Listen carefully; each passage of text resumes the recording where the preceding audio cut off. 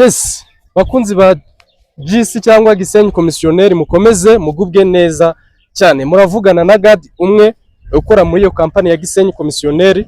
Tuje kubereka ubuso burenga 3000 buri ahantu heza ku muhanda wa kaburimbo. Murabona ko turi ku muhanda, ikintu cyose washyira hano gishobora gukunda cyane, nk'amazu cyangwa se ukayashyira amashuri byakunda, kuko ubwo buso ni bugari cyane. Turi mu kagari ka Kanyefurwe mu mudugudu wa Nyakabungo. Aha hantu rero tuje kuhagurisha ku mafaranga turaza kubabwira.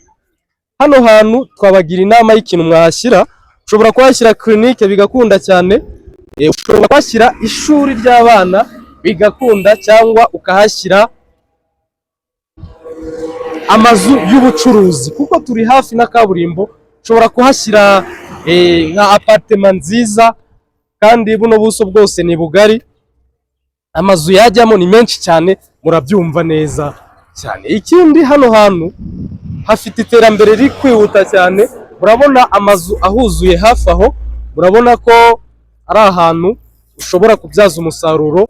Aha hantu mu gihe wanyuze muri Gisenyi komisiyoneri turahaguhera miliyoni 70 zuzuye, ukaza tukakwihera ahantu heza.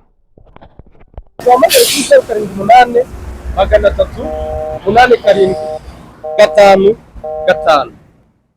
Bibutsa ko hano hantu ari ahantu heza, kandi bya bindi twatangiye tubabwira ko mushobora kuhashyira amashuri bigakunda, cyangwa ikigo kiri prive, cyangwa uruganda rwemewe kubana n'abaturage zahajya bigakunda cyane.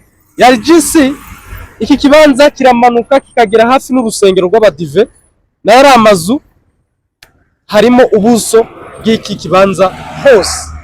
Uduhamagare kuri za nimero tubabwiye, muzane amafaranga tubabwiye, mukomeze mugubwe neza cyane.